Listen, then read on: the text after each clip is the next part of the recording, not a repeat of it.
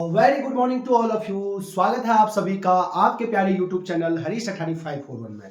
और आज हम आपके लिए ला रहे हैं राजीव गांधी नवोदय सीरीज। तो इस साल जो राजीव नवोदय का पेपर होगा तो उसमें किस टाइप के क्वेश्चन पूछे जाते हैं तो आज की इस वीडियो में हम देखेंगे। तो गणित का ये वीडियो रहेगा, ऐसे ही हम उसमें जो है रीजनिंग और हिंदी, जीके, तो सभी जो है जितने भी उसमें पार्ट आते हैं उन सबको जो है इसमें शामिल करेंगे। तो आपके लिए इस सीरीज जो है आपके लिए बहुत फायदेमंद रहने वाली है। तो राजीव गांधी नवोदय जो स्टार्ट करते हैं आज के पहले क्वेश्चन से। 4 प्लस 4/100 प्लस 4/1000 बराबर है। तो ये भिन्न दिया है, इसको हमको इसमें आंसर देखेंगे ऑप्शन में तो ये दशमलव में आया है, तो किसके बराबर होगा आपने बताना है। तो सबसे पहले इन क्वेश्चनों को करते समय आप क्या करेंगे, इसको पहले दशमलव बदल देंगे और फिर वो जोड़ देंगे। तो 4 है तो 4 को दशमलव में लिखते हैं 4.0, 4.0। जैसे 6 को लिखेंगे 6.0, 8 को लिखेंगे 8.0, 9 को लिखेंगे 9.0, 7 को लिखेंगे 7.0। तो 4 को हम दशमलव में लिख सकते हैं 4.0। अब प्लस अब हमारे पास है 4/100। तो इसको दशमलव में कैसे बदलते हैं, बहुत शॉर्टकट तरीका आपको मैं यहाँ बता रहा हूं। जैसे यहाँ पर है 4/100 है, तो 4/100 है, इसको दशमलव में बदलना है। तो सबसे पहले आप क्या कीजिए, इस नंबर को ऐसे उतार दीजिए, 4 को ऐसे उतार दीजिए। अब आप देखिए इसमें कितने स्थान वाले, 2 जीरो वाला है।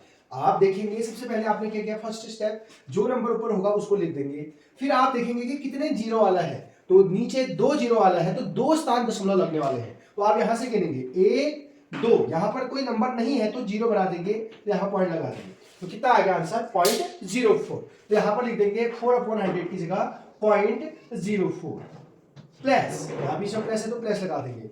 अब हमें चाहिए 4/1000 का मान।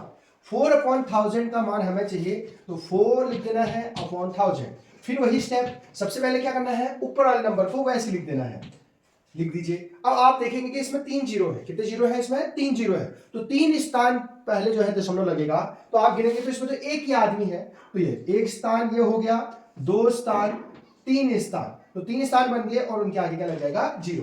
तो इसका पॉइंट में कितना आ गया आंसर 0.004। तो हमने सबको जो है पॉइंट में बदल दिया। तो ये 4 को हमने लिखा 4.0, इसी प्रकार 4/100 को लिखा 0.04 और 4/1000 को लिखा 0.04। अब ये दशमलव के जोड़ो है, इनको जो है हमने क्या करना है, जोड़ना है। ये रफ काम था, तो इसको जोड़ना है। तो जोड़ते समय दशमलव का जोड़ आपको आना चाहिए। फर्स्ट में है 4.0, तो 4.0 लिखेंगे, सबसे पहले काम ये लिख दिया। फिर है पॉइंट, तो पॉइंट के नीचे पॉइंट, अगर पॉइंट के नीचे अगर पॉइंट होगा तो बिल्कुल सही हो जाएगा। पॉइंट के इधर को है 0.4, तो यहां लिख देंगे 0.4। फिर पॉइंट के नीचे पॉइंट लगा देंगे, फिर है 0.04 और इन सबको हमको क्या करना है, जोड़ना है। जहां पर कुछ नहीं होता वहां पर आप जीरो लगा सकते हैं, जैसे यहां पर कुछ नहीं है तो जीरो, यहां पर कुछ नहीं है तो 0 0 0। तो 4 में 0 जोड़ा 4, 4 में 0 जोड़ा 4, 0 में 0 जोड़ा 0 पॉइंट और 4 में 0 जोड़ा 4। तो आंसर कितना आ गया 4.044। तो आप देखेंगे तो हमारा आंसर जो आया 4.044। तो आप आंसर में देखेंगे कि 4.044 ऑप्शन सी जो है राइट हो जाएगा। Question number 2, XCIV minus LIX का मान बताना है। तो ऐसे क्वेश्चन को आप सबसे पहले इसको रोमन नंबर को अपने जो है इंटरनेशनल नंबर में बदलेंगे, अपने जो है गिनती वाले नंबर में, इसको भी गिनती वाले नंबर में बदलेंगे। उसके बाद इससे माइनस करने के बाद जो आंसर आएगा उसको फिर दोबारा रोमन नंबर में बदल देंगे, तो आपका आंसर आ जाएगा। तो सबसे पहले ऐसे क्वेश्चन जब आपको रोमन नंबर दिए होते हैं तो कैसे उनको बदलते हैं। तो आपको पता है x का जो मान होता है वो होता है 10, c का मान होता है 100 और i भी आपको पता है पहले से ही। तो i का मीन्स होता है 1 और v मीन्स होता है 5। तो सबसे पहले काम आप क्या करेंगे, हर एक नंबर के जो है जो आपको पता है वो लिख दीजिएगा। फिर दो दो के जोड़े बनाएंगे, ये जोड़ा बनाया, इन दोनों का एक जोड़ा बनाया। याद रखना बड़े नंबर के आगे छोटा नंबर नहीं होना चाहिए, बड़े नंबर के अगर आगे छोटा नंबर होगा तो माइनस होगा। तो 100 बड़ा नंबर है, 10 छोटा नंबर है, तो यहाँ 100 प्लस 10 नहीं होगा, 100 माइनस 10 होगा, क्योंकि बड़े नंबर के आगे अगर छोटा नंबर होगा तो माइनस करेंगे। तो 100 में से 10 घटा देंगे तो कितना आ जाएगा 9। और यहां भी देखिए बड़े नंबर के आगे छोटा नंबर 1 है, 5 के आगे 1 है, तो यहां भी माइनस होगा। तो 5 - 1 4। और अब आपको पता चल गया छोटे नंबर के आगे बड़ा नंबर है तो प्लस होता है, तो 9 और 90 और 4 94। तो इसका मतलब XCIV का मान कितना होता है 94। अब इसको बदलते हैं, L का मान 50 होता है, I का मान 1 होता है और X का मान होता है 10। तो ये तो आपको पता है, ऑलरेडी पता है ये 50 है, तो इसका कोई दिक्कत नहीं है, L 50 होता है। अब आपको पता है IX, तो यहाँ आप इन दोनों को देखेंगे तो 10 के आगे 1 है, और वैसे भी आपको पता है IX मीन्स होता है 9। तो यह देखिए 10 में से देखो बड़े नंबर के आगे छोटा नंबर है तो माइनस होने वाला है, तो 50 ऐसे रहेगा, 10 - 1 होता है 9 और यहाँ पर प्लस हो जाएगा, तो ये हो गया 59। तो LX का मान होता है 59। आप डायरेक्ट भी कर सकते हो 50 और ये 9, तो 59। मैं तो आपको पूरा खोल के इसको बता रहा हूं।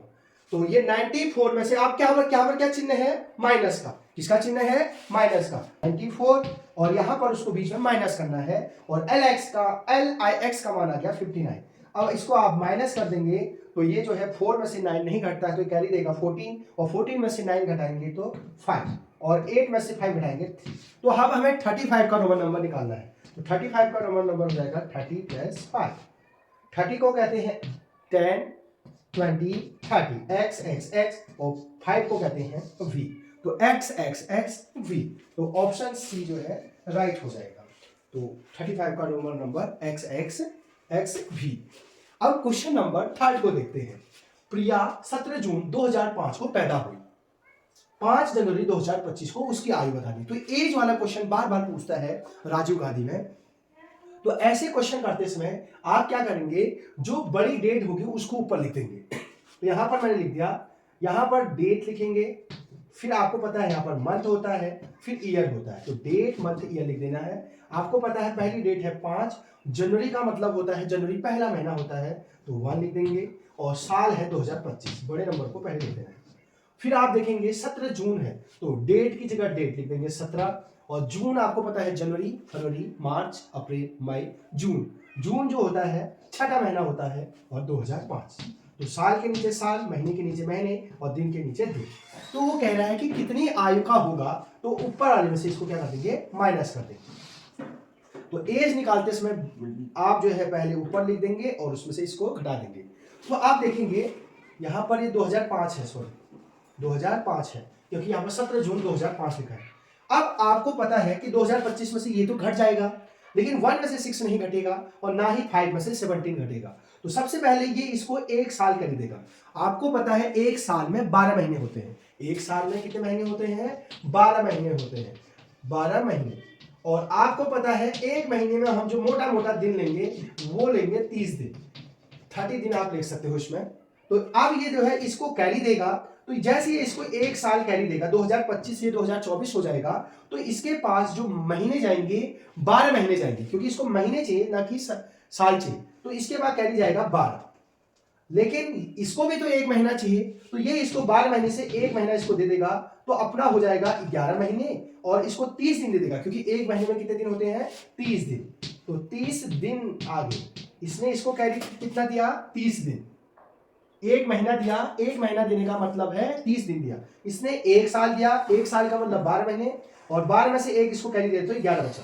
तो रियल में आप देखेंगे साल ये हो गया 2024, और ये हो गया 11, इसके पास अब बचे एक पहले से है तो 12, और इसके पास 30 इसने उधार लिए, 5 अब है तो 35। तो दिनों की संख्या होगी 35, महीनों की संख्या होगी 11 और 1 12, और ये हो गया 2024। तो 2024, तो ये 24 बन गया था, 2024 बन गया है, तो 2024 इसमें से घटाएंगे तो ये आ जाएगा 9। आप देखेंगे तो ये इससे अगर आप माइनस करेंगे तो कितना आया, 90 साल आगे। और अब यहाँ 11 इसके पास उधार लेते यहाँ से, और एक पहले से था 12 महीने, 12 में से 6 घटाएंगे तो 6, और 30 इसने उधार लिया था क्योंकि 30 दिन हो गए थे, तो 30 और 5 35, और 35 में से 17 घटाएंगे तो 80। तो कितना आया आंसर, 19 साल 6 महीने 18 दिन। तो 19 साल 6 महीने 18 दिन, तो 19 साल 6 महीने 18 दिन, ऑप्शन ए जो है राइट हो जाएगा। अगला क्वेश्चन है क्वेश्चन नंबर 4, सबसे छोटी प्राकृतिक संख्या कौन सी है। तो आपको स्मॉलेस्ट नेचुरल नंबर बता रहा है, तो उससे पहले आपको नेचुरल नंबर पता होना चाहिए कि होते क्या है नेचुरल नंबर। नेचुरल नंबर वे होते हैं जो काउंटिंग के लिए यूज होते हैं। कोई भी ऐसे नंबर जो काउंटिंग के लिए यूज होते हैं, जैसे कोई अगर आपको पूछेगा कि मेरे हाथ में कितने चौक है, तो मैं क्या करूंगा, 1 2 करूंगा, काउंटिंग में हमने क्या 0 1 किया या 1 2 करा? तो किसी चीज को गिनने के लिए 1 2 करते हैं। तो सबसे पहले जो नेचुरल नंबर होता है सबसे छोटा वो होता है 1। जैसे कोई पूछेगा आपको ये कितने फिंगर हैं, तो आप काउंटिंग करते समय 0 1 2 3 नहीं करते हैं, 1 2 3 4 5 करते हैं। तो किसी भी चीज को गिनने के लिए 1 2 3 करना पड़ता है, यानी 1 से स्टार्ट करना पड़ता है। तो इसलिए सबसे छोटी प्राकृतिक संख्या कौन है? 1। क्वेश्चन नंबर 5, अंग्रेजी के वर्ण भी में हम कौन सा अंतःकोण देख सकते हैं? यानी इंग्लिश का अल्फाबेट जो वी है वो वी, तो उसमें कौन सा एंगल है आपने बताना है। जैसे ये वी है तो यहां पर ये अंतःकोण में इंटरनल एंगल कौन सा बना है? तो जैसे मैंने ये वी बनाया है ये, तो ये वाला एंगल कौन सा है? न्यून कोण है कि अधिक कोण है कि समकोण है कि सरल कोण है? तो ये इंटरनल एंगल क्या होगा? तो ये आपको क्वेश्चन पूछ रहा है। तो आपको पहले ऑप्शन बता देता हूं। न्यून कोण मींस होता है ऐसा एंगल जो 0 से बड़ा होता है और 90 से छोटा होता है। यानी 0 से बड़ा और 90 से जो छोटे होते हैं, ऐसे एंगल को कहते हैं न्यून कोण। और समकोण कहते हैं ठीक 90 डिग्री के एंगल को कहते हैं समकोण। अधिक कोण जो है, अधिक कोण जो होते हैं वो होते हैं 90 से बड़े और 180 से छोटे। तो 90 से 180 तक अगर रेंज देखेंगे तो उसको कहते हैं अधिक कोण, और ठीक 180 डिग्री के कोण को कहते हैं सरल कोण। तो आपको ये क्लियर पता चल गया।